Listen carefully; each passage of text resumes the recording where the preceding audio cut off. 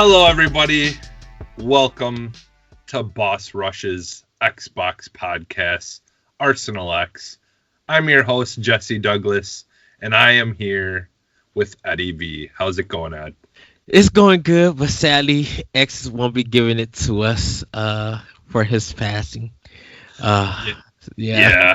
Yeah, it's a bummer. I actually the other day, because every once in a while when I go through all my my pictures and stuff that are backed up, I used to be on this website or this YouTube page called Unsuccessful, Unpopular, and Useless Memes. Yeah. And so what it was is the whole idea of it was you're just supposed to post memes that were just like, just dumb for the sake of being dumb. Mhm. Like literally like the name of the Facebook page, they're supposed to be just unpopular and just not very useful memes. But that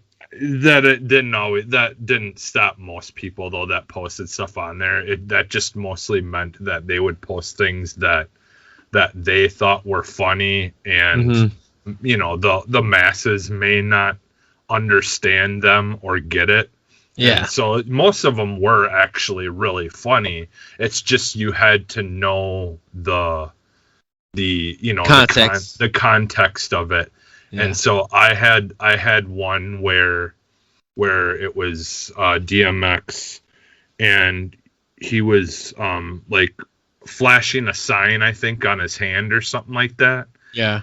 And then I took an image of the Med X from Fallout. Uh-huh. And so then it made it look like he was holding a syringe like in his hand, and that said MedX on it, and it said MedX, and I put MedX, go and give it to you. Oh wow. And so I was like looking through stuff the other day, and this was after everything about with him happening, and I just started laughing, and I thought about posting it on Twitter just for the fun of it, just because. But yeah, because I've got so many just great like either game or just like obscure or weird like reference memes like that I made for that page, that I've just got tons of them. Well, I know for DMX it probably wouldn't have been appropriate because I don't know what he overdosed on. Yeah. And I know he had a drug problem, but I think a lot of people would have probably felt offended by that, because it's like we know. Oh, go ahead. Yeah. Well, I was gonna say, and that's what a lot of these memes on that website ended up usually being too, or stuff that was just offensive that people wouldn't have, not everyone would have found funny, but it wasn't like, like it wasn't like offensive in the like, it wasn't meant. There were things that weren't meant to be offensive. They were meant to be funny, but unfortunately, some people would find it offensive, and not. It's like when it comes to comedians and stuff. Comedians that are offensive, but it's not like they're doing it out of malice.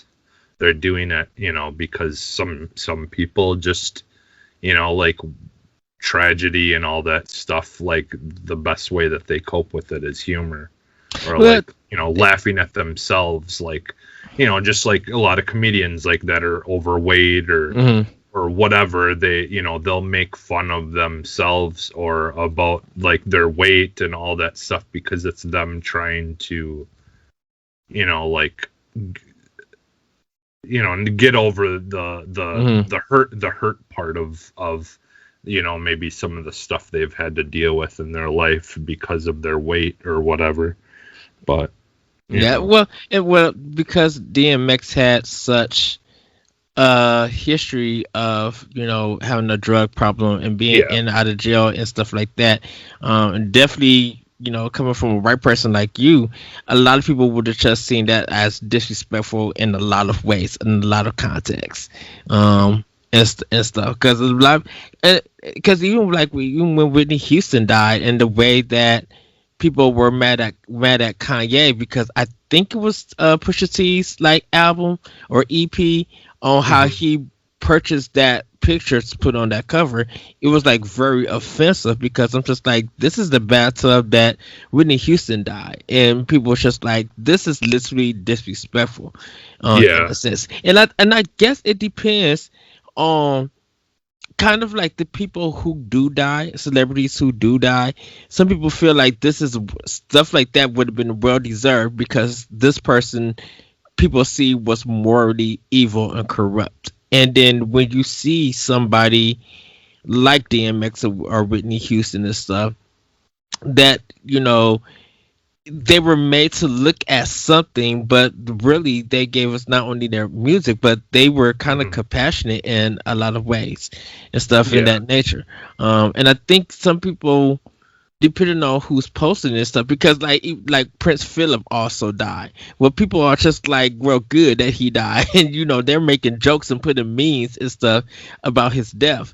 Where because even somebody put like, I hope DMX is kicking Prince William down to hell as he enters the pearly gates and stuff, and said, and then that's just like, that's when X is gonna give it to you or give it to him and stuff like that. And it's just like, wow. And it's kind of like, even with the one dude that killed himself in jail, that they was going to charge him, I think, with sex trafficking and stuff like that. Jeffrey Epstein. Yeah, Epstein, yeah, just like people like him and stuff, those memes will make sense, and people say good riddance and stuff. Even like with the one radio Rush Limbaugh, but the way that he died, like people were making fun of him and celebrating his stuff. Because he was such a piece of crap, and like didn't really contribute anything good for society. Like all he ever did was push the agendas of these crazy people with their conspiracy theories and all that stuff. And like the stuff with Epstein too, I think like he didn't kill himself, that was Epstein didn't kill himself, that everyone would always say, at everything. I think part of that though, like people were only half joking about that, like that they didn't think that he killed himself, because I mean, there's a lot of important, like high tier people that he could have took down easily. And for him to die was the best thing that could have ever happened to a lot of people that also were doing bad things. So like, sometimes I don't know if people were joking when they said that they don't think that he killed himself. Because I mean, there was a lot of craziness too about like how that was even an option for him to be able to do and stuff like that. Like where did he get the things to be able to even do it and stuff like that, but I don't know, like that's the thing is like and I could go on. I love conspiracy theory stuff. Like I don't believe in barely any of it, or think that even barely any of it has any kind of, substantial evidence of being a possibility. But they're still fun to talk about and like joke about. Like one of my favorite, like, because there's this one that's I think it's half fake. I don't think there's actually people who believe this. It was just a guy that was kind of like jokingly came up with made a conspiracy theory that he could just have fun with and basically turn into an opportunity to make like merchandise and stuff like that. And there's a website for it, that birds aren't real. That birds are all just these drones that are controlled by the government to spy on people. Like, oh wow, that bird, that all these birds are fake that we see everywhere. They're just, it's funny. Like I think that's hilarious. I almost bought one of the birds aren't real shirts. just because I think it would be fun to wear around and have people like, like seeing it, and it's just reacting. Yeah, it's funny. Like, I just think that kind of stuff is hilarious. But yeah, well, DMX, rest in peace. I think, and a lot of young people, I think nowadays have been listening to his music. I don't know if they're going to be streams or sales of his albums going to increase, but it's good that people are finding out his music and finding out why he is a icon in the hip hop community and the rap game. I know we talked about it on Boss Rush podcast about it, but it's just like a lot of people, like, it had been trending like this whole weekend ever since his death, and people are just like, they still can't believe this is going, that it happened. Him dying at the age of 50, it's just like, wow. That was amazing. Like, because I didn't really think about that, but finding out that he was only 50. Yeah. Like, I don't know why I thought he would have been older than that, but I guess that makes sense because I'm not quite 40 yet, and it makes sense that sounds about right, that he was about 10 years older than me. So yeah, and it was just, and I kind of just wondered, like, I wonder how he really relapsed, or how someone who has the talent like him, who definitely did all of these prayer songs on his albums, just like it's kind of just weird and stuff. Well, that's the thing though. Like, unless you really experience an addiction, like, you don't realize just how incredibly difficult it is just every day, like, trying to stay away from. So, like, I mean, I've never had one with like hard drugs or anything, but I mean, with smoking, I've started and stopped so many times. Like, I've tried to stop, but it doesn't matter if it's not in your system. You can still just have these like a crazy out of nowhere moments where it just, like, you feel like you're addicted again, and you just want to have it so bad. And I think part of that too is I do honestly believe that I have a addictive personality.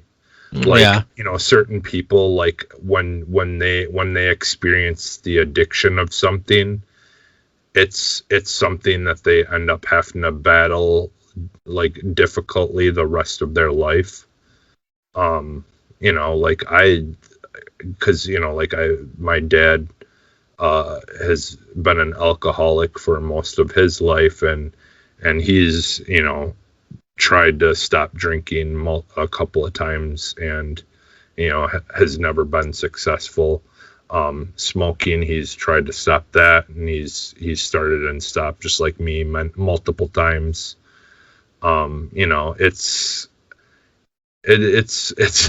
not an easy thing. It never is something that just goes away. Like, it's always a struggle. Like, you hear about people that were clean, for like 20 years or whatever, and just something happens, and boom, you're right back to it all over again. And I think a lot of it just comes down to, like we're both us as humans, and like the world of medication and like mental health and all that stuff.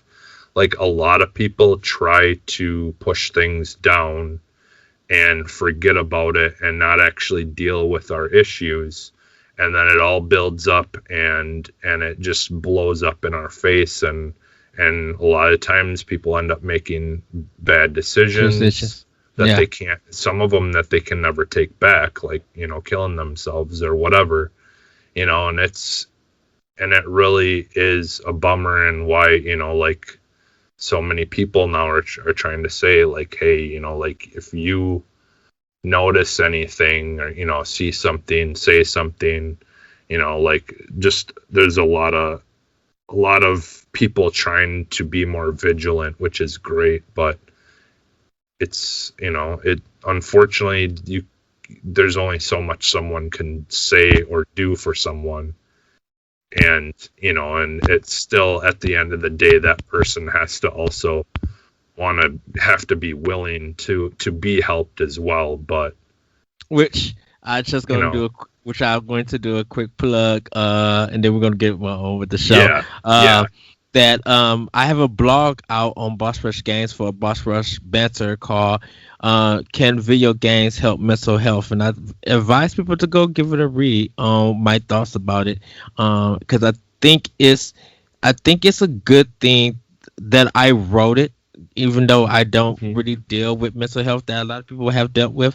Being an observer for it, I think reading this piece coming from me, I think everybody would enjoy it, and reason, and I give my reasons on why I say what I say, and I think it's a good read, because I'm like, if people are struggling with some things, there is avenues out there for help, and we just gotta, go and take it. But let's get into some Xbox news, because we don't want to bring everybody down. They're just like, they started the show. Well, that or we could do it. Let's do our what we've been playing first here. Yes. Quick, we'll get that out of what's in your arsenal. Ed, you want to go ahead first? Yes.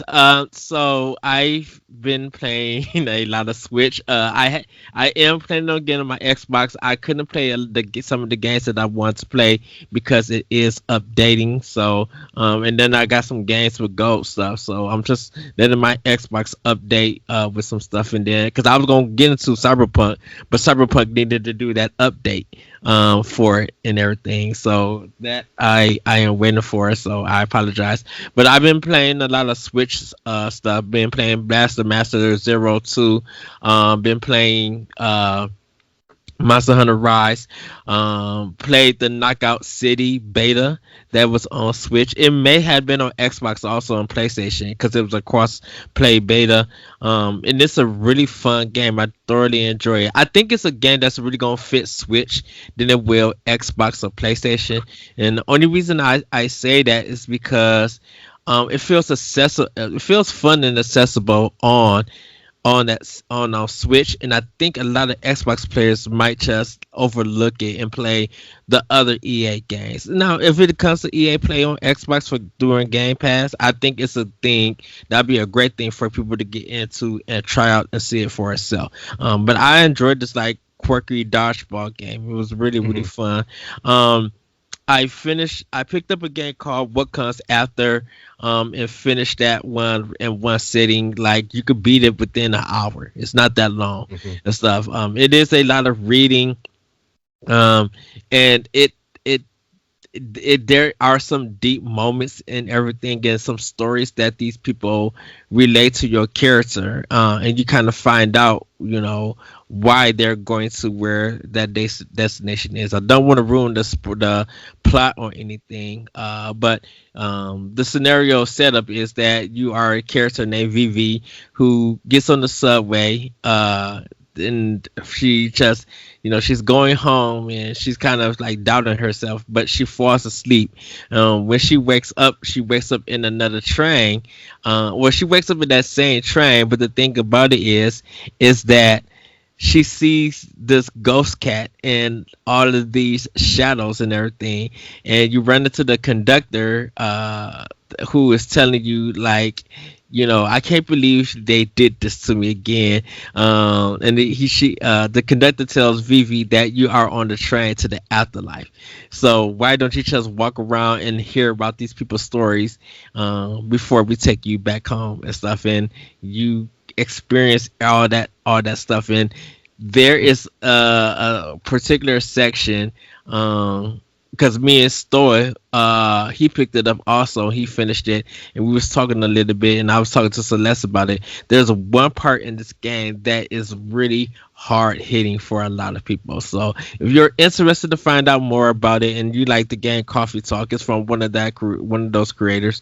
I think people will enjoy what comes after. It is $7 on Switch, but if you wait for a sale for it, I think it'll be worth it. Like if the game was like $4 or something, it's a good thing to pick up and experience. $7 seems a little bit too much, but I enjoyed it for what it is and everything. Other than that, played a little bit. $7, you said? Yeah, because it's brand new. Yeah, but $7 is not a lot. Yeah. Yeah, for what you get and what you experience, you would think that you kind of wonder if the game has a lot of replay value, and I think it may have replay value, but you kind of just you need to play it, experience it as itself, and then talk to other people about it, or wait a couple of months and be like, oh, you know what, I feel like doing a little run through of some of my old indie games. And if you see it, how long was it? Like it's only an hour. Oh, okay. Yeah, it's not that long. It's not that long to play or anything. Yeah, $7 though I think is still good for, Well, I just thought that I just wish that it was kind of a little bit longer. Like I wish it was like 2 hours and you could find more of the story, because like there are some characters that when you talk to them, they don't tell you their full story. So it's just like, yeah, okay, what's really going on and stuff. But it's a really great game. I really enjoy it. And now I'm playing Lost Words. And I heard that game is about 3 to 4 hours if you play it straight. And so I'm playing that. It was a lot of recommendations for it, so I'm playing do that and trying to get the story. I don't know if it's not my Pro controller. It may be the game. It's kind of weird, because it started auto running on itself with my character, and I wasn't playing.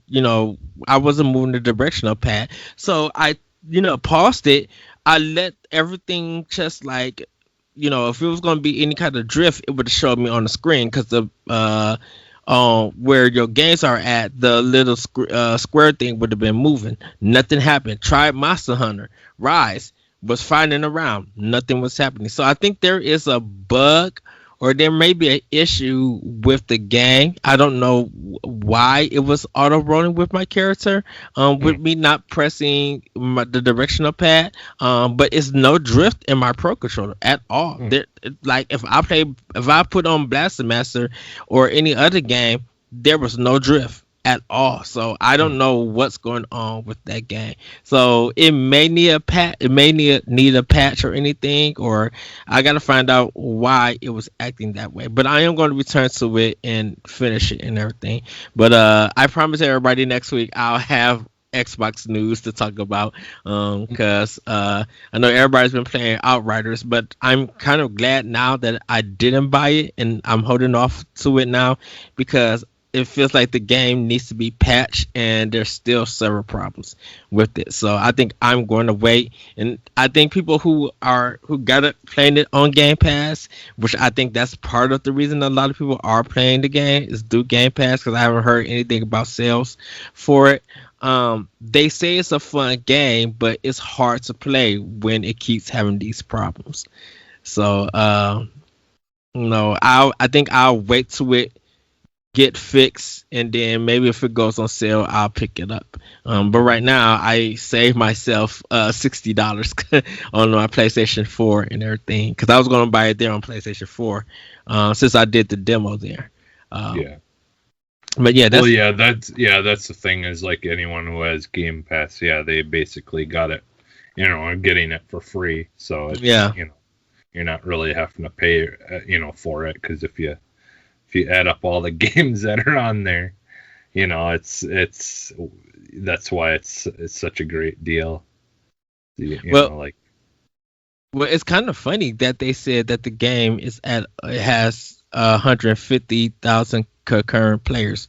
And I don't know how many of it are PC and how much is PlayStation 4 and Xbox. Yeah. But that seems low for a game like that. It seems really low. So it's just like, I don't know if this game is a hit sale wise, and or if people can fly, it's going to make their money back because of Game Pass. I think they will make their money back, and I think it will be because of Game Pass. But Yeah. 150,000, I'm like, that's low compared to all the people who subscribe to Game Pass. And I think this is one of the problems with Game Pass. And it's not Microsoft's fault or anything. It's just like you guys were hipping and hollering about this game coming to the service, and the player base for that particular game is low. And definitely when we get into I mean, the thing is too, though, is part of that might just be that because people are having a hard time getting on, if there are server issues. I've been fortunate. I haven't had any issues, but I mean, like if it's hard for people to get on, then people can't play it. I mean, if people aren't playing it, that's going to make the numbers look lower. So, right. I kind of thought it would be close to 750,000 players, or it would at least be 1/10 or 2/5 of the Xbox players playing this game, because it's just like you guys got this service and Microsoft keeps saying that the number for games are really high. So why would a new release that comes to this service have that low number? That's so weird. And everybody and people are preaching that it is a good value and it's the best video game subscription. Why is the number low? It's very weird. That all depends on the game. I mean, it's like it's the same with anything though. Like, what that when like a PlayStation exclusive comes out and gets a 10 out of 10, and sells like whatever 5-6 million copies. Yeah. That's still only like not even half of the amount of PlayStations there are out there. I mean, the numbers can be deceiving at times, but I think the thing is right now there's so many issues going on with it. I feel like a lot of people could just be waiting for it to be fixed, and then you'll see more people from at least from Game Pass that just have it there.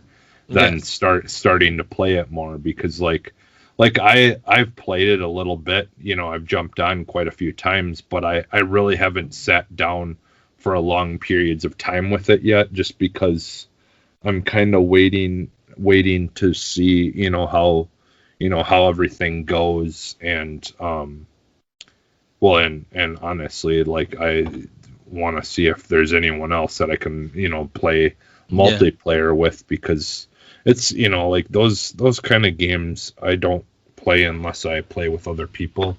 I don't enjoy it as much, even like Destiny every once in a while I'll jump on it, but it's not really something that I care to play by myself. Like if I'm gonna play something by myself and play a multiplayer game, I'm gonna play like one of the other ones that I normally play. And I really haven't heard anybody saying that they beat the game, or I know some people talked about the story is a problem, it's not that good and stuff, and it's just like, if it's not that good, did you still finish it though? And that's I haven't heard. I mean, I know some people have said that they've thought that the story was fine. Like there hasn't been anyone that said that it's like the best thing that was ever made, but like I've heard a lot of people say that it's it's a decent story and stuff, but it's, I don't know, the thing is, like, I think a lot of people too could just be burned out on those kind of those style of games too. I mean, because I mean Destiny is killing it. Like if people are gonna play like that kind of game consistently, I feel like it's like people are more inclined to go to Destiny, something that is also on Game Pass for free with the subscription with all expansions included. So you know, like there's a lot more to do there on Destiny, which is also on Game Pass. So, you know, it's having your biggest competitor in that genre of games also on Game Pass next to it when you're having issues with your games isn't going to help you either. So, I that's kind of yeah, Destiny. I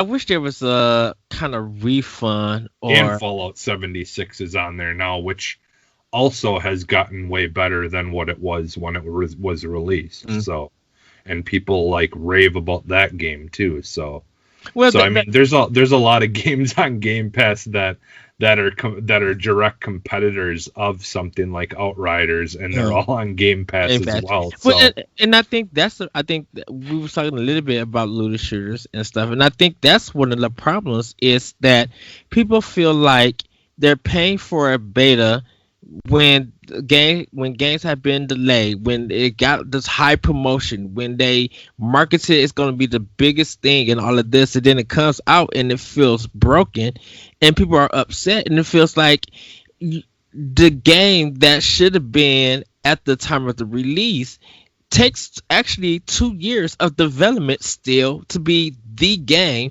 that they promised. And it's kind of weird that a lot of looter shooter games get away with it. Destiny got away with it. Rainbow Six Siege got away with it. Fallout 76 is getting away with it. It's just like these games that came out that had all of these problems, you know, they promoted that it was going to be something big, and when it came out, it had all of these problems. But over time, even No Man's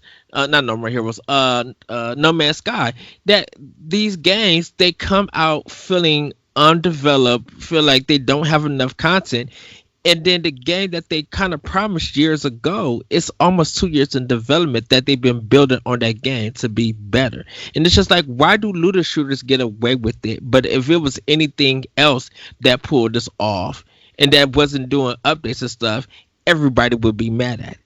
You get it? And it's kind of weird. It's weird. I mean, yeah.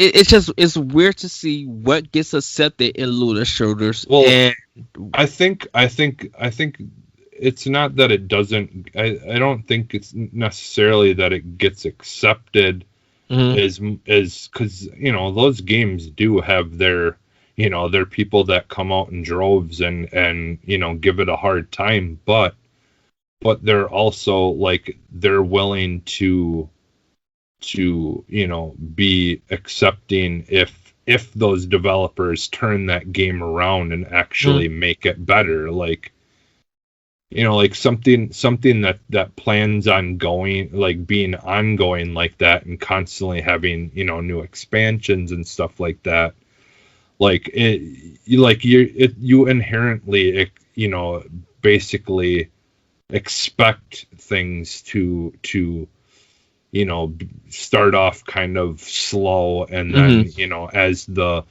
service goes on and on and on, you get more and more stuff, and you know things get better. Like I think it's just a matter, the only time that people don't let it go or don't give it a pass is when it doesn't succeed or in its expectations, you know, later down the line, like you know things like Anthem, you know, I think had they been allowed to continue finishing Anthem and like made it this really really good game, like then I'm sure there would be people who would be like, okay, well you guys at least put the time in to make this better and stuff, and I'm willing to give it a try. That doesn't necessarily mean that I'm willing to forgive you for you know for the way that it started, but you know like but if you can actually prove to us that this game is worth continuing, you know, then people will be okay with stuff, you know, like that happened with No Man's Sky. You know, they've added so much to that game over time, and it was all free, you know, free upgrades and stuff like that.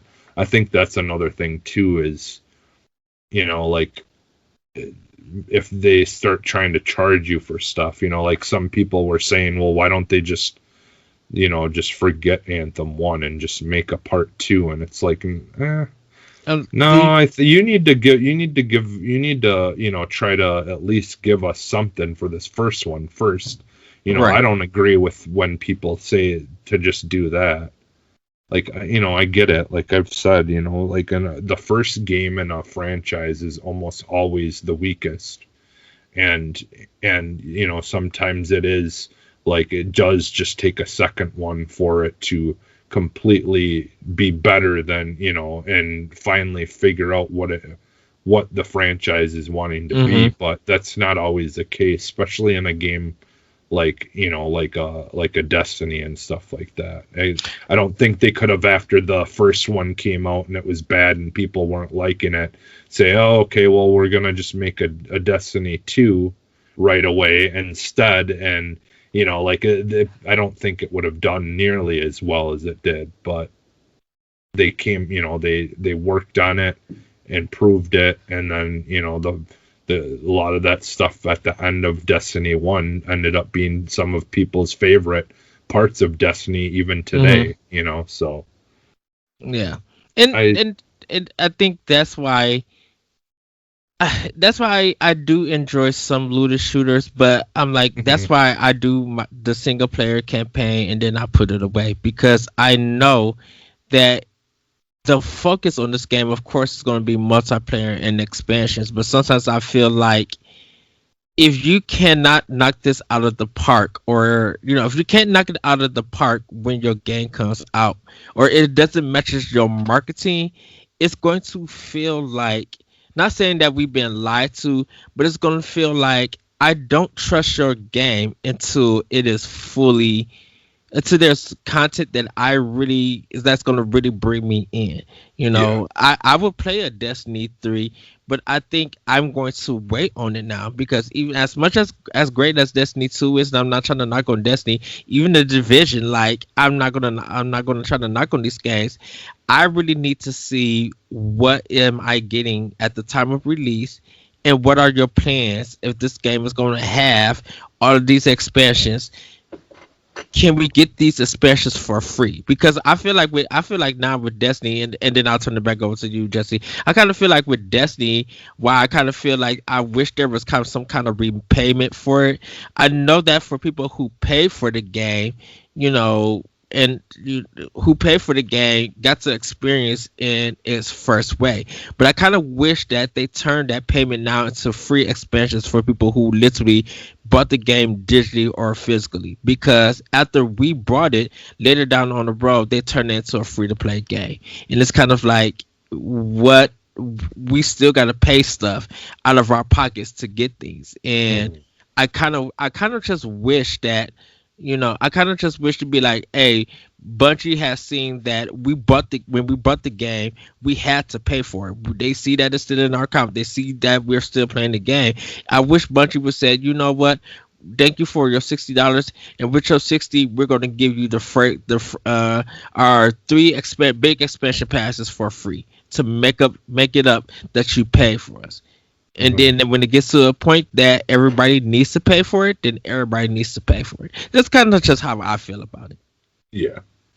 Yeah, but I think yeah, at the end of the day, like, and if a looter shooter like type games aren't your thing, it's gonna, you can't even guarantee that spending a couple of years of adding content to something is gonna, make it okay for everyone either. But then I would ask, though, why did you even buy the game in the first place? Right.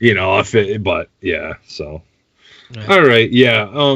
So for me, I haven't honestly played a super lot this week on my Xbox. I did play some Fortnite and stuff, and some Narita Boy, which that game is really good if you like side scrolling platformer type stuff. That it's a great game. I just love the world. Like the visuals and stuff in that game are just really cool looking and weird. Even though they're kind of like pixelated art, there's also a lot to it that looks really cool and stuff. It's more glitch art than it is anything else. It's hard to explain, but yeah, it's just got a really cool aesthetic and just a really cool looking world. And it so far the storyline and stuff is pretty interesting. Like you're essentially like trying to replace memories in a person's mind. And so you're attacking and fighting all these different things and trying to unlock different memories that someone forgot. And yeah, it's interesting. It's an interesting game. And then I never really was interested in this game per se. I never cared about any of the other games before it, like Hard Rain or whatever and all that, but I was just looking around on one of the stores on my laptop, and I noticed that Detroit Become Human Yes. had a free demo where you could just play like the first scenario. I believe like it's like you show up at this place and this woman's crying and like trying to get back in because her daughter was taken or whatever, and then you're the android and you walk and she's like, you're sending an android in, and and then you get to play that whole, I'm guessing, is the first scenario of the game. Yes, it's the trailer that they were showing when the game first came out, but that is the first. I mean, you could choose different scenarios. Yeah. And I think that's the one that a lot of people went into, because that's how kind of like the game starts. Like you choose that scenario and go with it and everything. Yeah, because there's a path tree of that depends on your choices or whatever that decides the outcome. So like they show you that, and you can continue replaying that first one over and over and over again, and pick the different choices for your answers or whatever. Yeah. So I played it, and like I didn't mind it, but I really just was not a fan of the controls at all. Those are some of the worst controls I think that I've ever used in a modern game, because like, well, the movement and the interaction, like it told me I had to push up on the joystick to investigate something, and so I would do that and it wouldn't do anything. Well, sometimes I'm like, well, what the heck? Like I would do it, and it wouldn't do anything. I'm like, well, what am I doing wrong? It's telling me. Sometimes they'll tell you, like, when you do it, you're supposed to like hold it and stuff, and that's I would do that. I tried everything and it would not work. And I would have to walk away, and then I'd come back to it, still wouldn't work. And then I just got frustrated and went all over, and then all of a sudden it worked. I'm like, well, what the F? Seriously. I wonder. See, and because this is the PC version, I don't know if they have. I was using my Xbox controller. Well, because it's a Quantic Dream game, it plays, the PC version plays different than the PlayStation version. Because if you're having those problems on PlayStation, it plays fine and everything. And so I don't know if the controls got messy. I don't know if that needs to be patched or something, because normally if you're pressing up and stuff, normally you'll hold it and it'll fill up or something, and then you'll do the action and stuff like there. That's very weird to hear that. So I don't know if it's just a PC of the PC version of the game is problem, or is that it may be that demo. Yeah, I mean, like when it said like hold Y to interact with something or scan something, that was working perfectly fine. The only things that weren't working was just the joystick directions, where you had to push the joystick in a certain direction to to interact with something, but everything else worked fine. It was just the joystick stuff. And I just didn't like the controls though, like how your character controls in general, like because the camera would make things all like just weird, and the camera was it would, like, if I pushed left, sometimes it would like walk backwards, or like it was just, like, I don't know, it was all depending on the camera angle, but you could change the camera angle, and it was all kind of weird. If you gotta be, not saying you personally, Jesse, but I'm like, you have to play a Quantic Dream game to kind of understand their control. So like, Heavy Rain and Beyond Two Souls, because I'm using those two because they was on PlayStation. They're those kind of quick time event. That's where quick time event kind of came from, was for them games. You got to get used to the controls and those camera angles. Playing it. So, because this probably is your first Quantum Dreams game, I'm assuming. Yeah, but it was a demo. It's still like, why do you got to make the controls difficult just for the sake of making them weird? It's every other game can just do things simplistically and make it work, but that's because Quantum Dreams gameplay style is that way. And that's why I say, because I think this is the first. Now, this is just me. I think this is the first PC game that came to, or Beyond Two. I don't know if Beyond Two Souls came to play. No, PC. All of them, all their games are on PC, because they actually had a they had a sale. They had a sale where you could get all three games for like, I think it was like $40 or something. Okay. Just wanted to make sure, because I didn't know if Heavy Rain and Beyond Two Souls with the PC, but I know Detroit Become Human went there, and stuff like there. All three of those are all three of them. Okay. Yeah. So it's something, I don't know. It's probably because I played the game on PlayStation, which I need to go back and finish it. I think because I played on PlayStation and the controls definitely worked on it. I just don't know why it was a problem on PC. Well, this is my question then. Like, because I don't like. Is this basically all the game is? Is there like hardcore, any kind of like third person shooting and stuff that happens?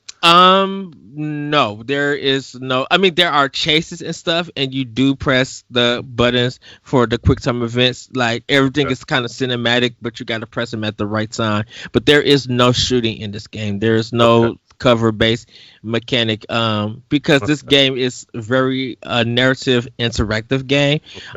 You really are there for the story and then to interact in those ways, and the way that you interact affects the future of the game and stuff.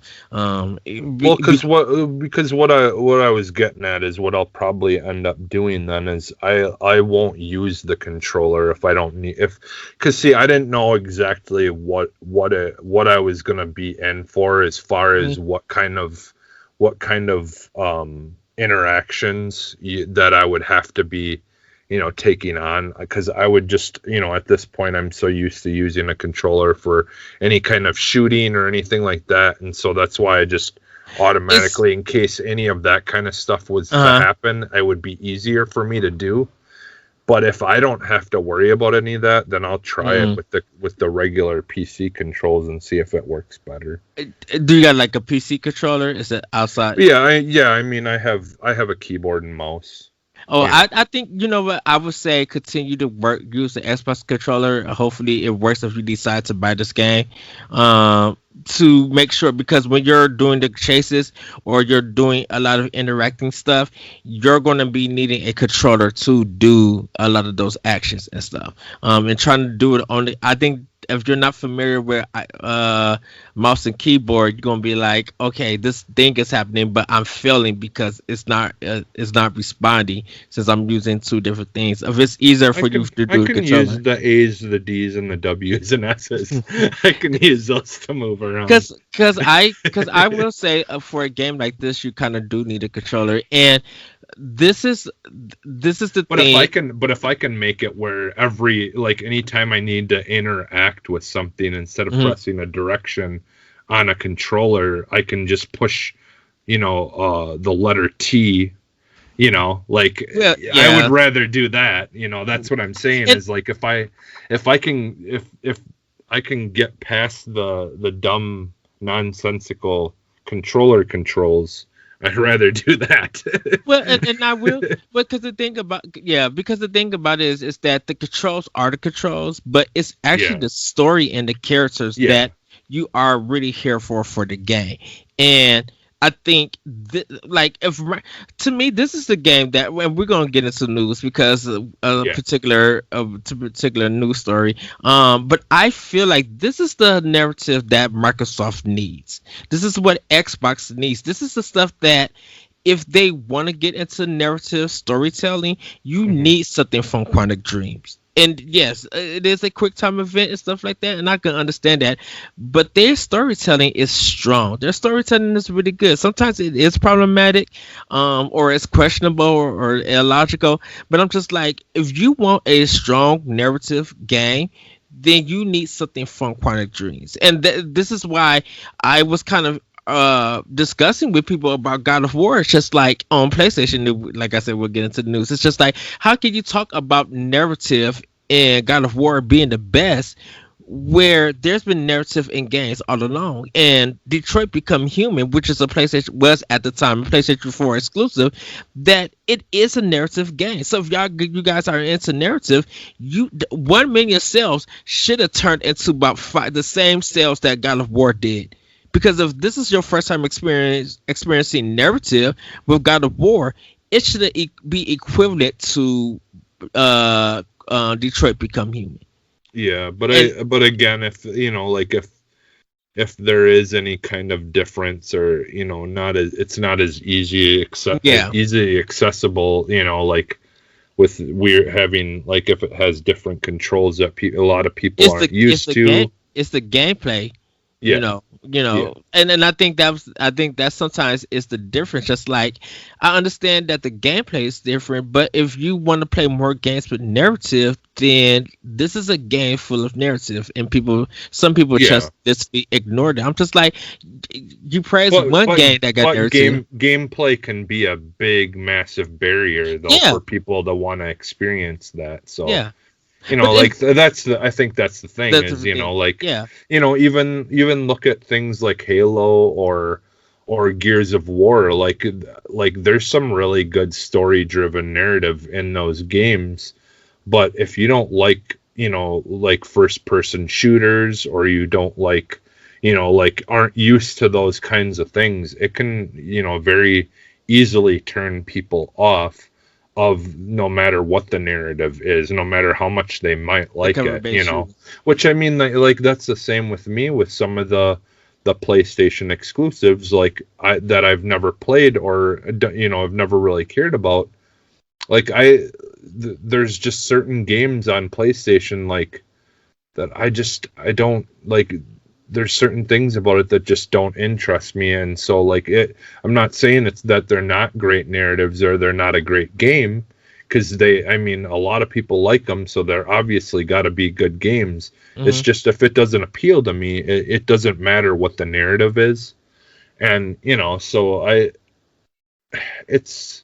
I think it's just, that's the thing is, there's a lot of great games out there that people haven't played that have amazing narratives. A lot of indie games that have great narratives that a lot of people don't play. But it's just, that happens. And I think that's kind of the thing about it. And we'll get into news. I think that's the thing about it. It's just that when people, I always feel like story is important into games because they give you the reason of having the journey into the game. And if you have a history of playing a lot of games that really don't have a heavy narrative, anything that presents a narrative that really wants to tell you the story is going to get ignored, because sometimes just hearing about what you playing or looking at your library of games, they'd be like, okay, this person doesn't gear toward narrative stuff. Now, I will say I am happy that you gave Detroit Become Human a try. I do want to go through the scenario again. At the end of it, I saved the girl, but at the risk of my own body. And the thing about it is because I played so much of it, there's just that little scenario doesn't compare to what the game offers. Like it Yeah. has some really good scenarios and storytelling and great voice acting and stuff. And you literally will feel for characters. You will feel for the acting because of the acting and the dialogue and the voicing.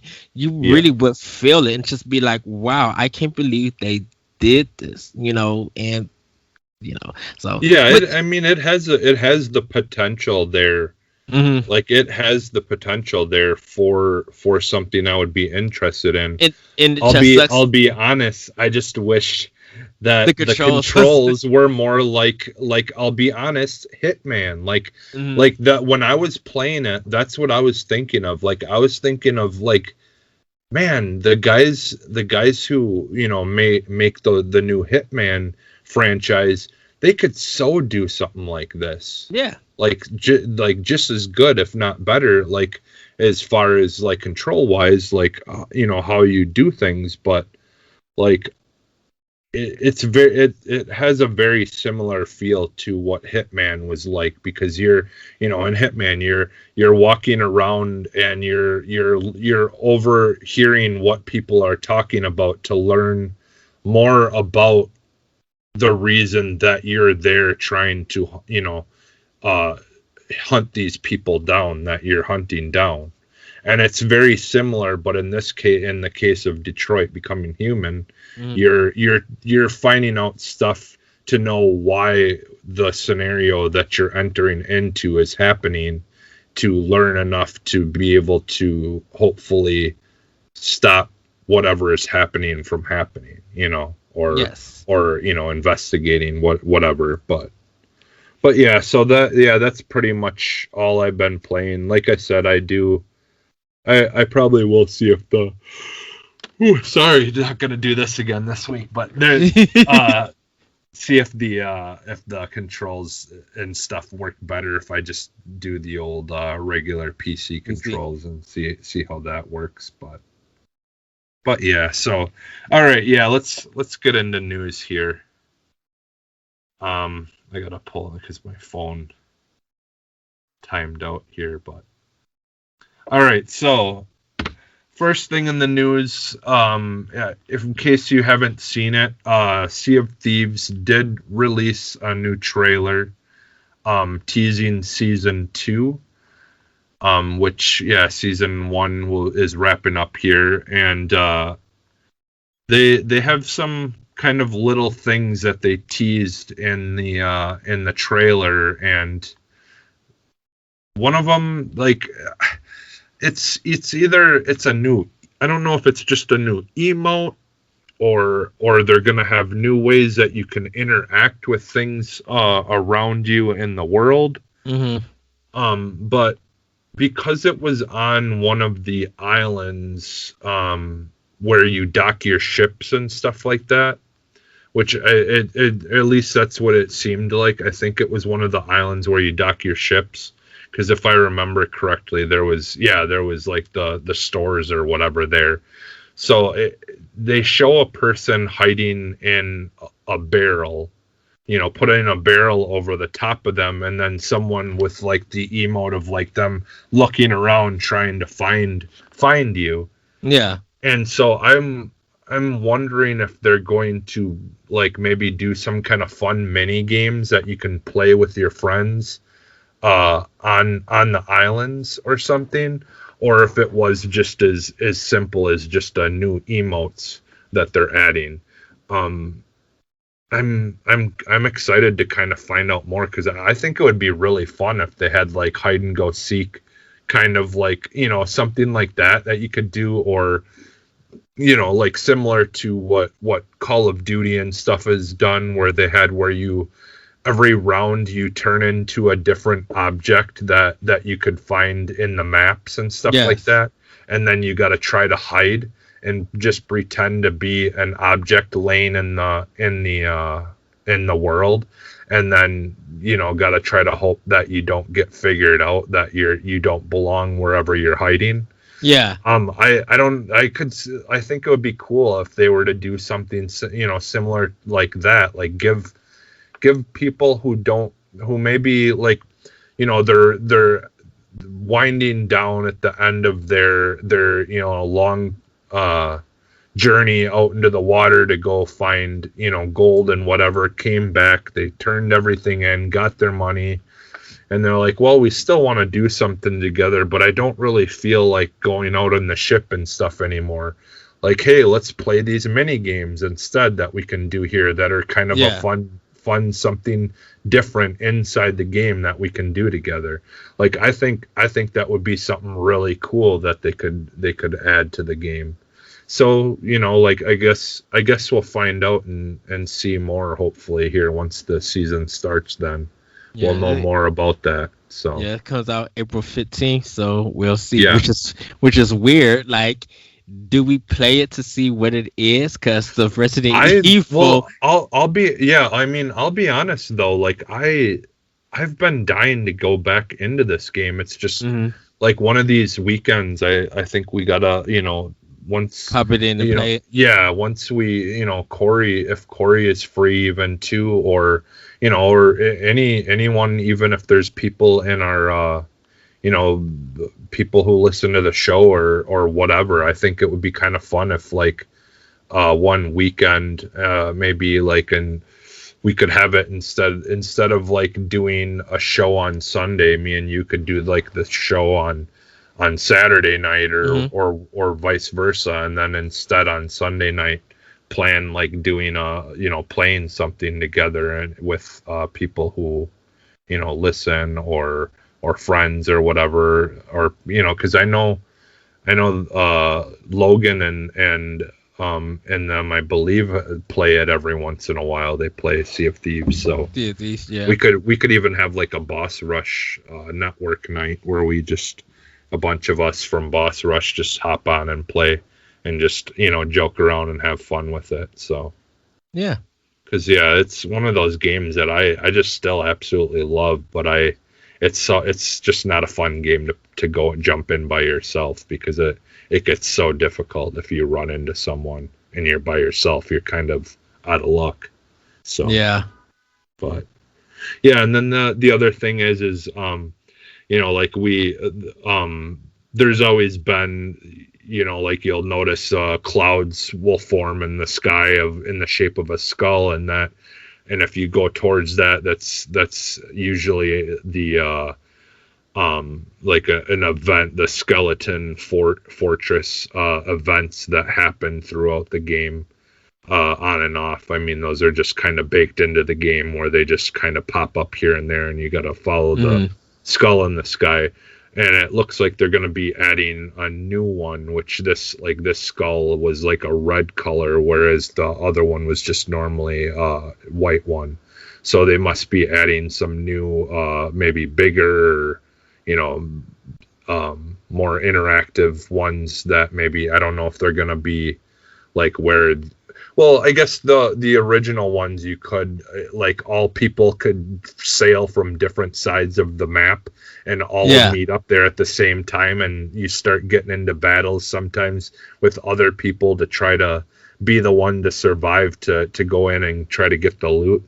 So I don't know. Yeah, they're gonna be adding another one. If it's just gonna be a new fortress that just looks different or what, I'm not exactly sure what this will all mean, but we'll find out soon enough. So yes. But yeah, so that was kind of a nice little teaser trailer. I just absolutely love that game, man. It's so adorable and just fun. Like it, they did such a good job with that game. So yeah, definitely they deserve all the praise that they get. So all right, so I know we're very, very late on this because we didn't do a show last week, but MLB 21 coming to Game Pass day one. Now, as of today, there has been news that Sony is in the talks of creating their own version of Game Pass. But for the time being, a lot of people are just like, man, this does not look good for Sony when, like when a Sony produced basically game, is being put day one for free on a Xbox service, and they don't have anything to offer the same option, on their end. Like even if they are working on a Game Pass type thing, I don't think it's going to come out, when this game comes out or before then, because I mean, doesn't this game come out like in a couple of weeks here? I forget. I don't remember when this game comes out for sure. It should be soon. I thought it was this month. Yeah, it should be soon. I should have looked that up, but because I know baseball season, I think preseason has already started. Yeah. Let's see. MLB. Well, I will say this because a lot of people are happy that it's coming to Game Pass, and there are people worried about it on Sony. I think it's still going to sell better on PlayStation because it has its fans. It has that huge fan base on the Sony brand. The thing about it is that now, depending on who's doing the marketing, because now it's going to be up to, because Sony is like really marketing that game for their system. They're not marketing it on Xbox. So unless the MLB, they kind of are. There's been some marketing for the Xbox, that it's coming to Xbox and stuff like that. And that's what I say about the MLB is partly marketing the Xbox, and Sony is marketing their own version. Marketing the game for Xbox. I just think the Xbox. I know Xbox has been marketing it themselves too. They've been talking, like getting it out there that it's coming. And and I mean, just the fact that it's coming to Game Pass, I mean, they practically don't even need to do marketing because everyone's talking about how crazy it is that this game is coming to Game Pass. So it's been dominating the news lately. The thing about the marketing part for MLB is that when I was on Crossroads, when I was telling LeBron and them on Boston, which is like MLB doesn't. I know it does numbers, but Sony does not push this game at all. They're not pushing it the way that they're pushing it now. Like you are literally seeing ads on Hulu or seeing ads on YouTube. Like they're really pushing this game to be on their system. You would not see the same if it was only on PlayStation. When MLB 20 came out, I didn't even know when it was dropping. Like I didn't see no previews. That might be it though. That might just be it. It's maybe the MLB just felt like Sony wasn't doing enough for them, as far as marketing and stuff goes, and that's why this is even going anywhere else. Is because we know that it was because of them that this even is an option for Xbox. Right, because they basically told them it has to go everywhere. And I was wondering if MLB was supposed to be in charge. I wonder if MLB was in charge of giving Sony a marketing budget so that they can promote it. And if MLB wasn't giving them a budget to promote this game and it's supposed to come out of Sony's pockets, maybe that's why you didn't see it that much. And a lot of people just like, well, they did. I'm like, when I don't know when your game comes out, when you say like the show has never got that much press or premiere. Can you tell me when you have seen a preview or a cover story about MLB The Show? Like they may announce it for PlayStation and then just magically it comes out. Like Sony don't even put out a release date trailer for the game coming. We just know that it's coming to the system. When it comes out, we have no clue. And everybody's just like, well, I knew. I'm like, I didn't know. I'm on social media and I'm following every video game site, and I'm following even the people who own these systems. There needs to be a promotion for this game, and if you're not promoting it and you just drop it, I'm gonna be like, well, I didn't even know that it came out. I think that's just it. Like that, like like they felt like it wasn't getting to enough people. Yeah. And like because baseball, let's face it, baseball as a sport has dropped out of the minds of most people, like as far as like watching it and going to games and stuff like that. It's just it's slowly getting less and less interesting to a lot of people. So I think like them doing this and putting it in Game Pass is great, just because of the fact that it hasn't ever been on an Xbox console.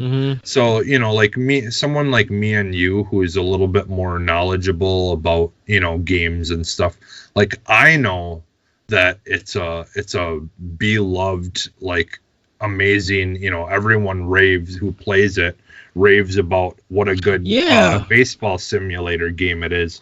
But your common person who's doesn't care about baseball or has never had a PlayStation and doesn't know anything about whether it's a good game they'd want to spend their money on, like who only has an Xbox, well, now they get if they have Game Pass, they get the opportunity to try it out, and if it ends up being something they don't like, well, it doesn't matter. They didn't have to pay $60 or $70 for it.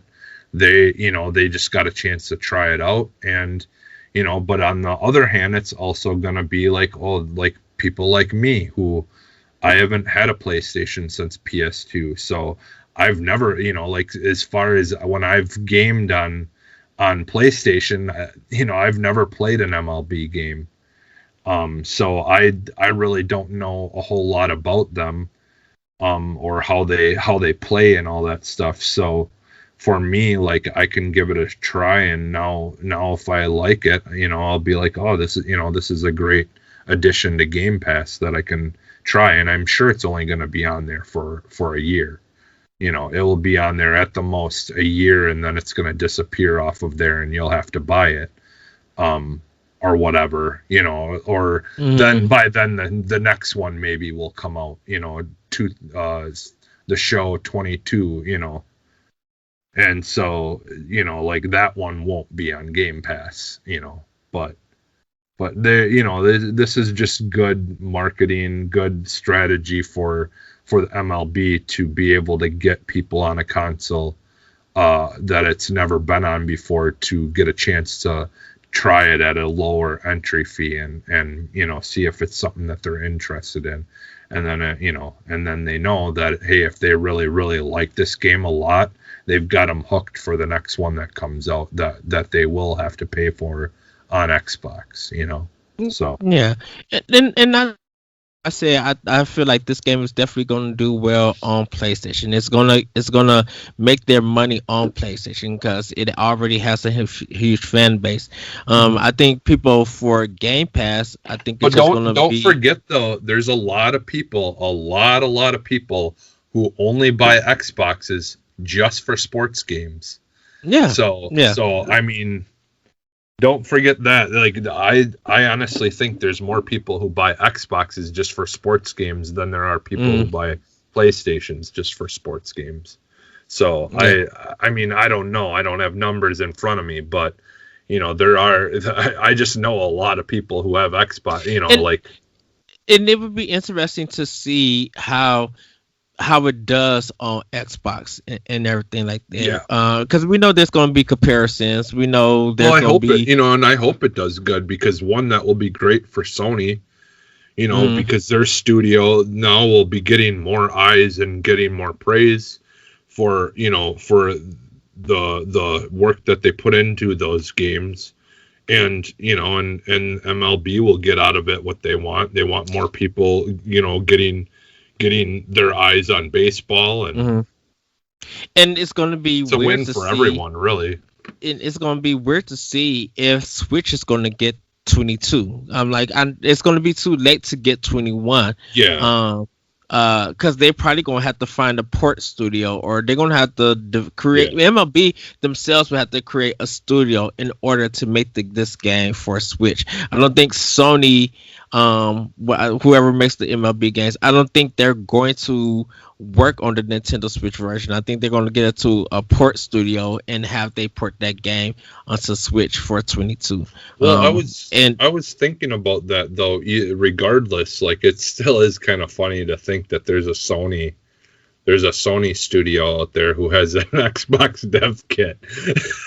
Yeah, you know what? Like, I think it's kind of funny.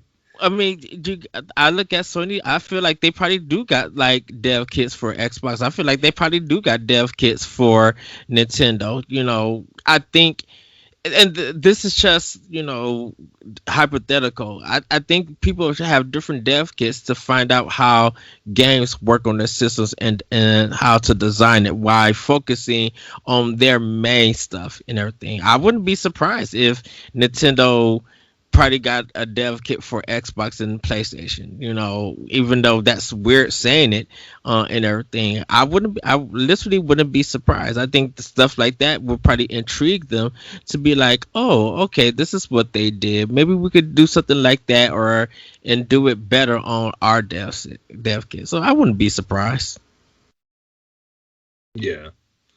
So yeah, that obviously was a big hitter in the news that happened last week. But yeah, and this one I think I want to say that this rumor has kind of been in the talks for a couple of weeks now too, but it's still, we haven't really talked about it, and and I mean, who knows what kind of truth there is to it. I mean, it is just a rumor so far. There's not much to go on, but there's been this rumor going around that Xbox is trying to work out something with Kojima to productions to get a game made, exclusively for their console, for the Xbox. Well, I wouldn't say exclusive. I would just say for Microsoft.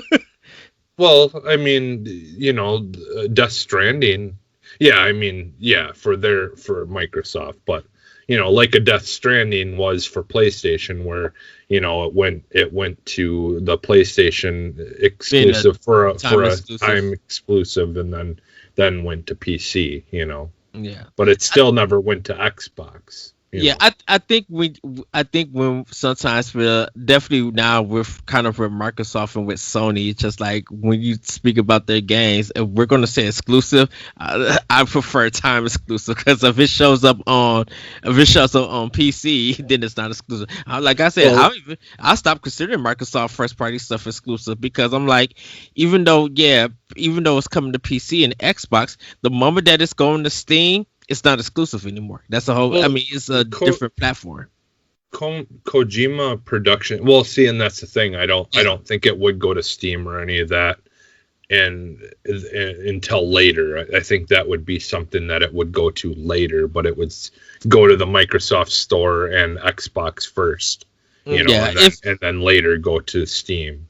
Depending on let's just hypothetically say that they do get a game for Kojima, Microsoft will probably fund them and also send workers to get the game not only for Xbox like Series X and Series S, but they probably will also get it to Windows. So the PC and Xbox release would be at the same time. Yeah. And if that PC version if the Windows 10 version can transfer to the Steam version, then they would do something like that. Depending on the budget. But again, they're not going to put something on Steam if like right away, because that that's unless Steam is willing to give them some money for it, because otherwise because if they're the ones paying to have the game made, and all that, and paying for the exclusivity of it or whatever. They're not about to let Steam have it right away. Like they'll let them have it later. Like we see a lot of their older first party games now going to Steam and stuff like that, but they still don't have all of them over there. So like it's selective. Like what things go over there. And that sometimes depends on the announcement of that game. If they be like, okay, this is coming to Xbox and the Windows, and if they do mention Steam like in a trailer or something, you'd be like, okay, even though now it's not like first party exclusive because it's going to Steam, it might still be first party exclusive, time exclusive, because it's only on PC and Xbox. The Steam version, even though they're getting it, it could be coming down a month or two later. So I could see something like that, but Xbox, this is my thing with Xbox working with Kojima. Why? Well, because the thing is these are the kind of games or the kind of developers that Microsoft or specifically Phil Spencer was talking about when they say that they want to get these more obscure, like Japanese style developers that are going to make things that they feel like people who play on Xbox would be interested in, but at the same time is something that will appeal back in Japan as well. Like, I mean, look at, how Kojima acted, like when a lot of people were saying they didn't really care for the game, and, he was just chalking it up to being something that us in the U.S. didn't really understand and whatever. But, and that's neither here nor there. Like, I don't think that was true. Statement was true, but the Death Stranding thing. I think the Death Stranding thing was like it was too many trailers, and we didn't get an understanding of what we're supposed to be doing for it. Like a lot of people were still in the dark. So when it actually got time for release, people were still confused, and because of that, they made the decision of not playing the game. But go ahead. I'm sorry. So like I think this is like the perfect example of what Microsoft is looking for to bring to the Xbox that Sony has been kind of more well known for. This kind of thing. Like, I mean, now we have the Metal Gear Solid games and stuff on Xbox, but still, like, that's still, like pretty well known more on a Sony level. And so, with the Kojima stuff, like if they were to get a name as big as Kojima doing something for Xbox, like that would make a pretty big splash in the world of gaming, I think, and I think that's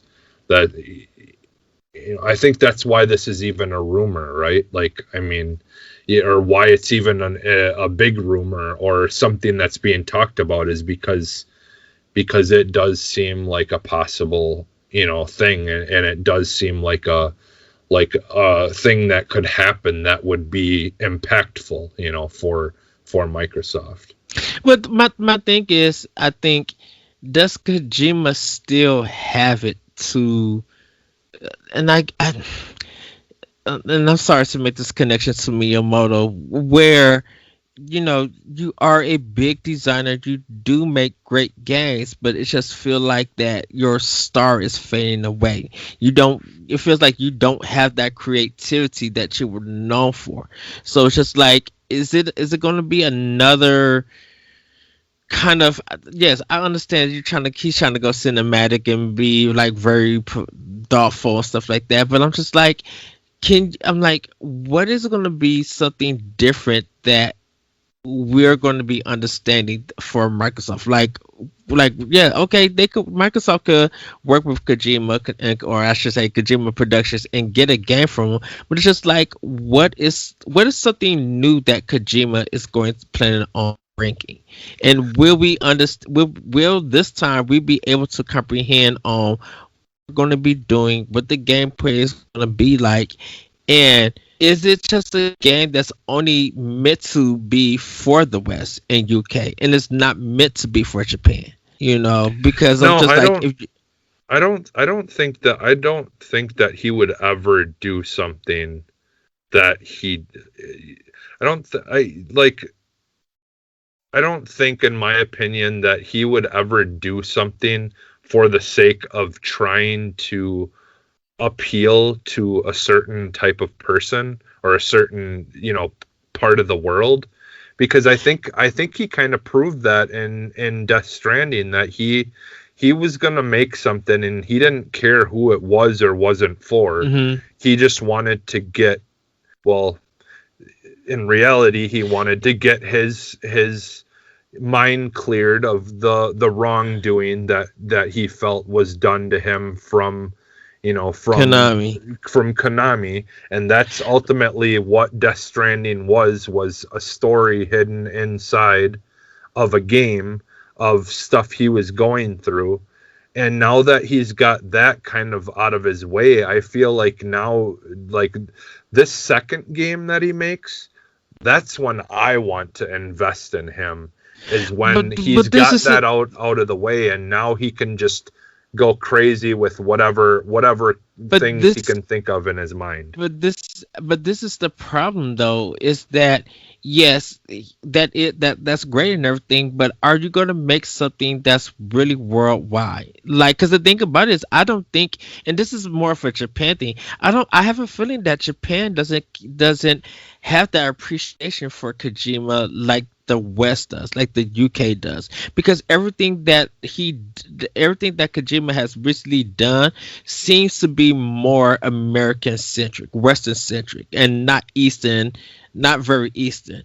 Because a lot of his games, when it comes to sales and stuff, we here in America really grab toward it and really give him the sales for his games, and you just don't hear that in Japan. Definitely not with, start to bring up Nintendo, but definitely the way that Nintendo is running Japan right now, it feels like a lot of Japanese developers probably are separating games. That yeah, there are going to be some Japanese games for America, but not a lot, because they could do well in Japan.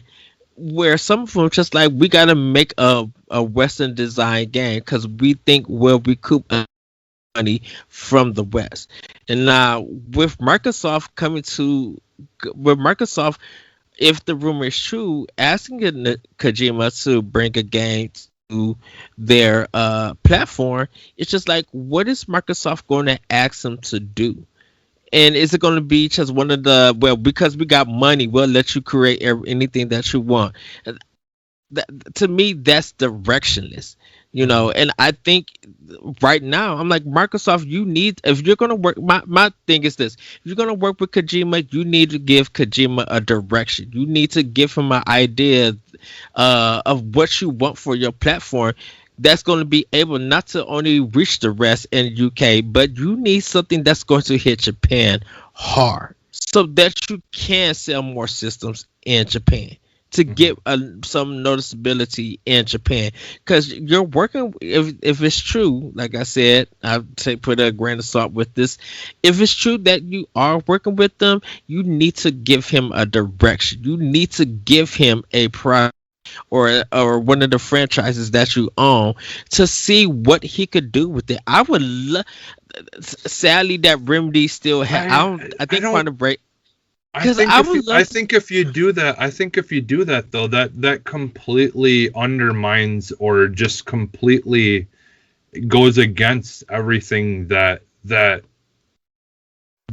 he's always been about. Like, he's kind of always done things, his own things in his own way. I think that's why he created that new studio, is because he wanted to be able to do things his way. Kojima. I mean, he's already been Kojima And Productions. I think he and Death just took the Stranding, name away from. Death Uh, Stranding broke records in Japan for sales. how Um, how much how well did Death it do? Stranding Because I know they. sales, biggest IP launch. Yeah, it did. Death Stranding climbed to the top of Japanese sales. Yeah, some of these saying Yeah, record breaking. record breaking. I want. So so I mean he obviously did well in Japan, but yeah. Yeah, So I don't know. probably to I see. Oh, I was supposed to say probably to see what he could do without the help of Konami. So it may been one of those. We're gonna show Konami. Uh, I don't know if the job felt that way or something. Trying to like show Konami that we support Kojima. It just feels like that a lot of his games appeal to the West, and I feel like he kind of like lost his spot in Japan. And that's why I say this is a personal thing. This is just me. I just feel like if you're gonna work with Kojima, definitely Microsoft, you want to make sure that your game that they work with them is worldwide, and Mhm. that it's going to be a game to play and not watch. I understand that I he mean, loves hey, to make these. Oh, hey, listen. The thing is, at the end of the day, if it's not a game, I'm not interested in. Like Death Stranding was. I'm probably not going to play it, but I mean, but at the same time, like I want him, much like Xbox has been doing with these studios. I want them to let him still do what he wants to do. Like and I and and I think that's not because I just feel like there's going to be directionless, and I think that doesn't always work for every studio. I feel like just because you got money and you're throwing it around everywhere, buying studios or giving it to different developers, that you're going to get a promised return on the game and everything. And I just feel like with Kojima, definitely with all the delays and stuff that he's been doing, it's just like you're going to be throwing all of this money, and we're going to only get cutscenes till the game is actually out. Yeah, you may make your money back on Game Pass, but it's just like I said, it's a personal thing, and I feel like you got to give him some direction. You be like, hey, we need this game out on our system, hopefully by 2023. What do you got to show us? You can't be showing all of our fans cutscenes and stuff because Death Stranding have already proven that if you do not show anything, you're going to lose half of the player base. You're going to lose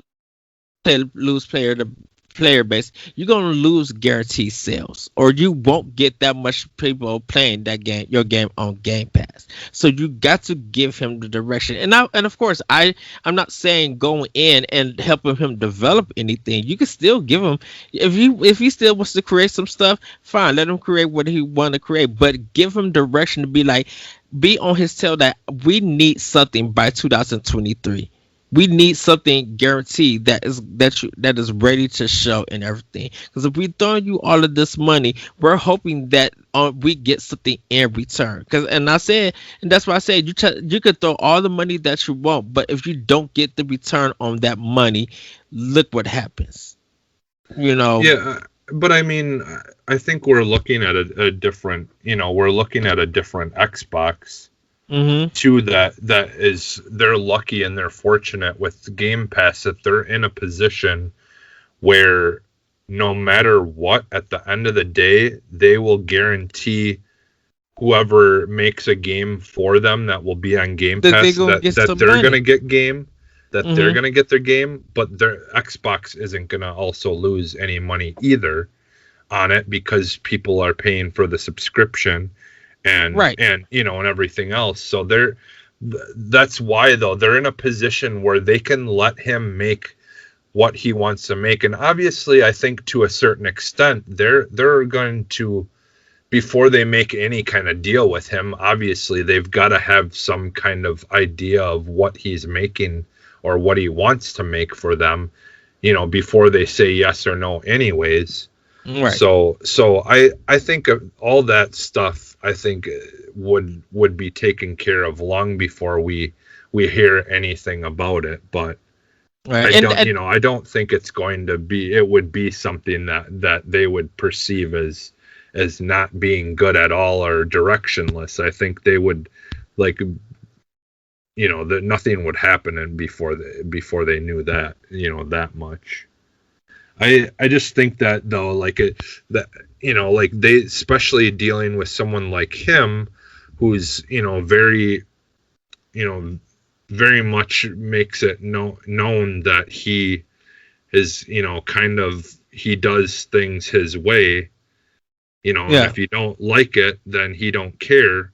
And, and you don't, when you have someone like a mind like that or an artist like that, you don't necessarily want to try to tell them, start, thinking that you're going to be the one that's going to tell them what to do, kind of thing. But I think, the thing is Microsoft, with Phil Spencer knowing how, developing and all that stuff, kind of stuff, the side of it goes, I don't think that they would even want to tell him what to do anyways, because they want the excitement of seeing, like, what he's going to do as an artist.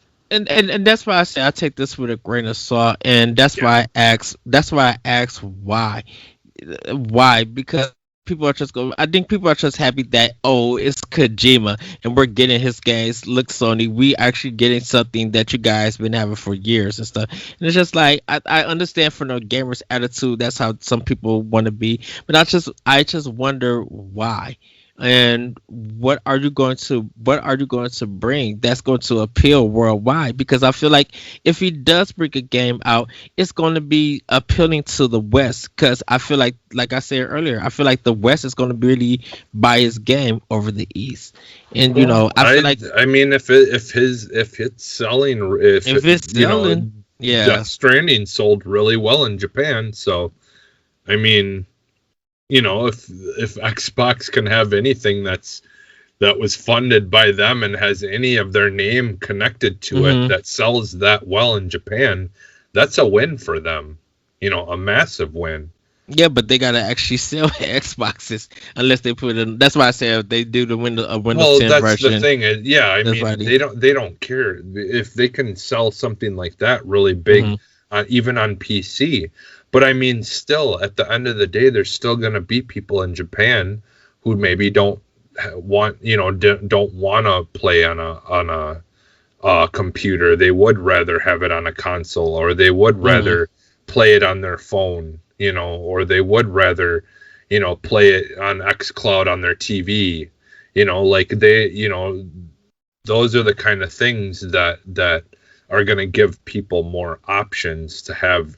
That's, at the end of the day, it's really a game like that, more than anything, I think, is going to sell Game Pass in Japan, because it's going to be on TV soon. Like, I mean, literally, it will just be an app you download on your TV, and boom, all you got to do is link the controller or whatever, and boom, you're off, playing games on your TV without an Xbox. So yeah, I mean, well, the last thing I say is we'll see if they show something happen at E3. Yeah, we'll see. Yeah, I mean, if things come together. I don't have faith in this rumor.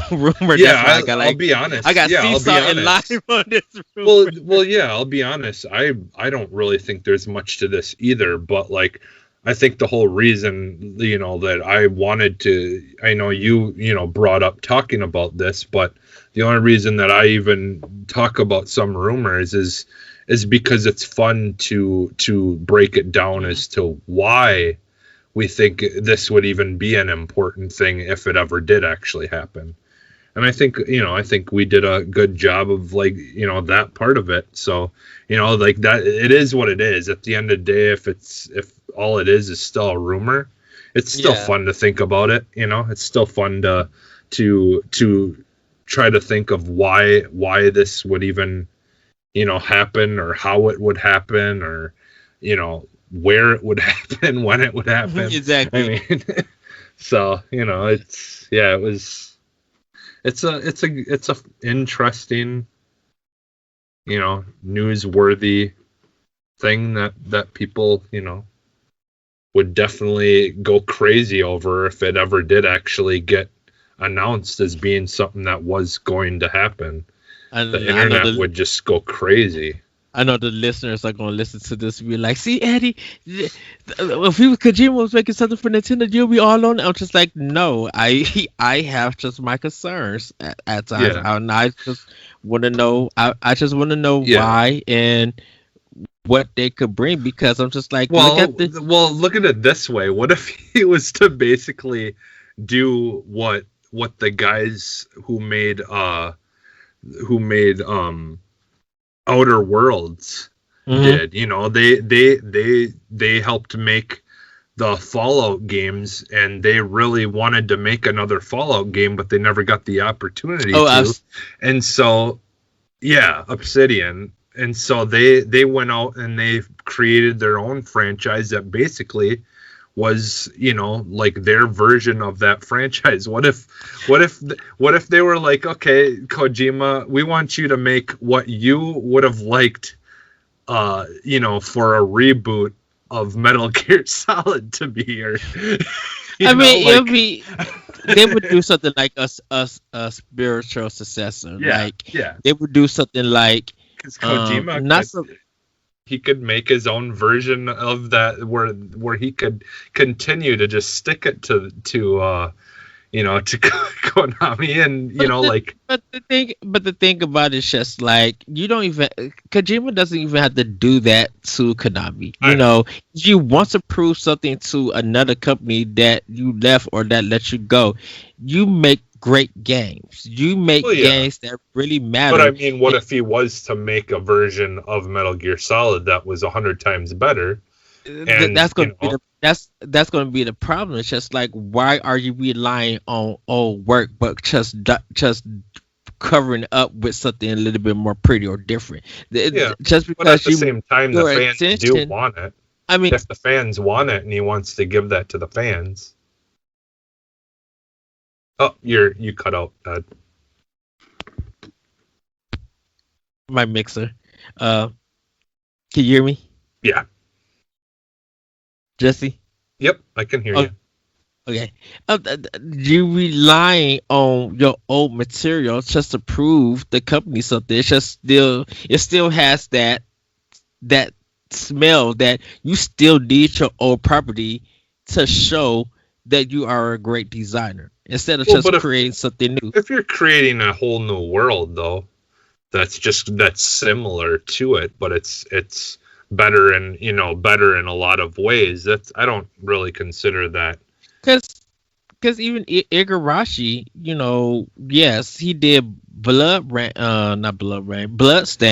It's still a Castlevania game. You cut out again, Ed. I think he's going off. So it doesn't. You're still making my mixer keep going. I don't know why. You still making stuff that you are known to create instead of making something new. Yeah, Death Stranding is great, but I'm like, don't go back to the Metal Gear series. Don't even make a spiritual successor to it. Make something new that's going to blow people's mind and showcase that you don't have to stick it to Konami. Yeah. Your work is speaking more for you. Konami has their own problems that they have to do. Yeah. You as an old employee don't have to worry about something that's in the past. Well, and I don't think he's ever going to go back to it anyways. Right. I'm just joking around. I was just saying, it just would be funny if he just made his own. He made his own I don't know, what is it, like solid steel. I don't know. Would it be funny if he named it just slightly different? Yeah. Solid steel. I can see that as a game. Solid cog steel. Yeah.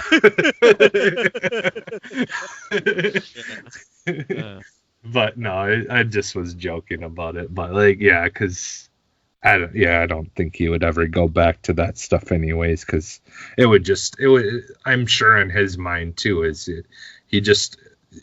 like that probably all interest in that franchise probably got lost with them anyways, because he just, he probably feels like they kind of bastardized it anyways, and so he's probably glad to move on from it, so, but all right, shall we kind of get into these last couple of things here and then we'll wrap it up? So yes. All right, so our extra content.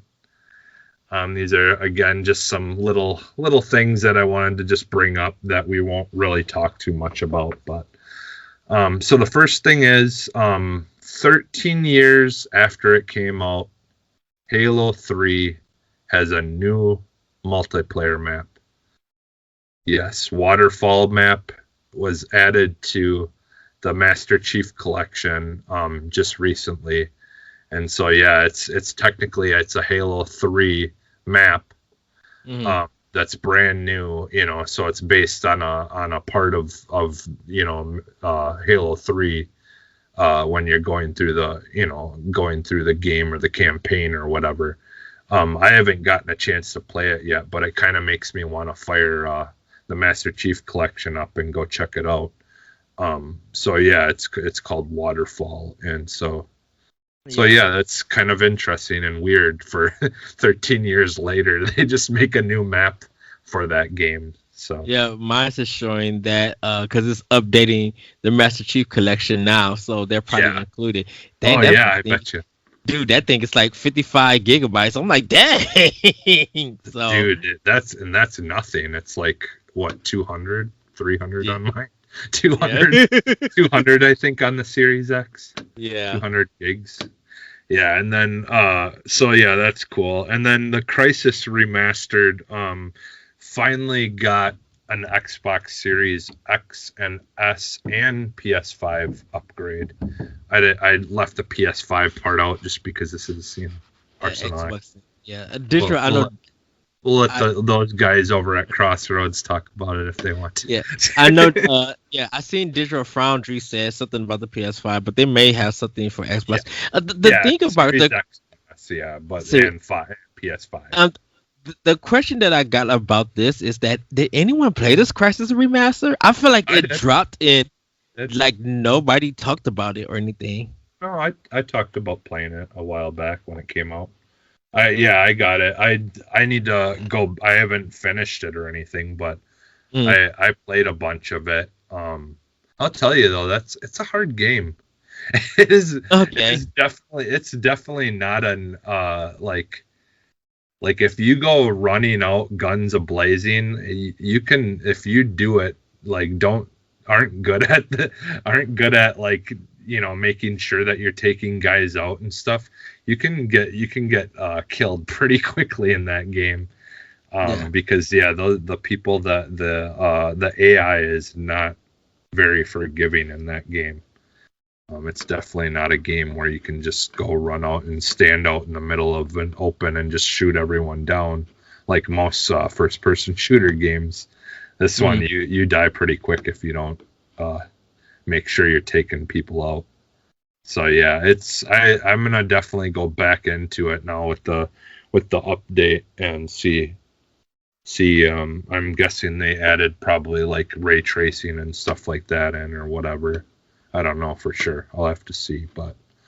And then the last thing, which this was just kind of an interesting little story. This isn't really centric to to any particular console, but in home front, the Revolution, there was an arcade cabinet that was hidden in one of the maps, and it was kind of dirty and stuff, and it was turned off, but like you could see, like if you looked down at the bottom of the screen, it said Time Splitters 2. And and apparently the code to be able to play Time Splitters 2 in the game had got lost, but they finally figured it out, and and so it's the code to be able to play Time Splitters. I think it's only like the first couple of maps or the first couple of levels of it. It was supposed to be like the first level. I think it's 2 levels at least. I think there's two levels that you can play all together, which I don't know a whole lot about Time Splitters. Was that first level supposed to be a spoof of 007? I think so. I'm not fully sure. I never played the Time Splitter game, so okay. Because that first level, like that because I watched the gameplay of it, you know, and watched them putting the code in, and then it, you know, putting it.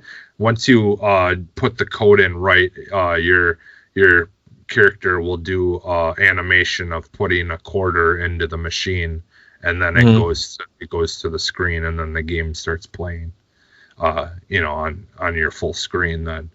But yeah, it reminds me of the map in GoldenEye 007 for N64, the one where you're in the dam, like where you're in by a dam or whatever, and there's like the snow, I think is like snowy level or something like that. I don't know. Yeah.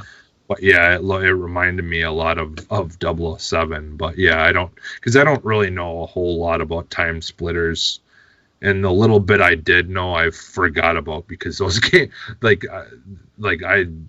didn't really play those games a whole lot. I played the first one, I think, but not the second one, I don't think. Yeah. Oh yeah, but the code is finally available.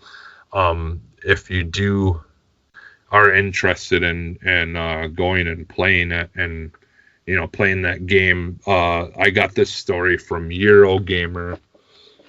Yeah, and they have a story, on Eurogamer, and then they do have a video that shows and tells you where this arcade cabinet is located. I didn't write all that down. I did just for the fun of it. In our notes, I put the code to unlock it in there, but I'm not. It doesn't pay to just say the code out, because you're still gonna have to know where you got to go. And like I said, I've never played that game, so for me to sit here and try to explain to you where it is and what level is just not gonna really happen. So yeah, if you are interested in it, I just thought it was something funny and kind of just fun to bring up. But so yeah, so that's pretty much it for the extra content. So I think we'll end the show with that. We've been running, you know, long enough here. So Ed, where can we find you? You guys can find me on Twitter at @ThatRichardCode. Check out Nintendo Power Block on Mondays at 7:30 to 8:30, or check us out on Wednesdays for the recorded show. If you guys did Optional Opinion on SoundCloud and World War One Podcast on Podbean. Nice, and you can find me everywhere as Phantom NXS, and we'll throw the X up. Yes, because we're about to exit. Bye, everybody.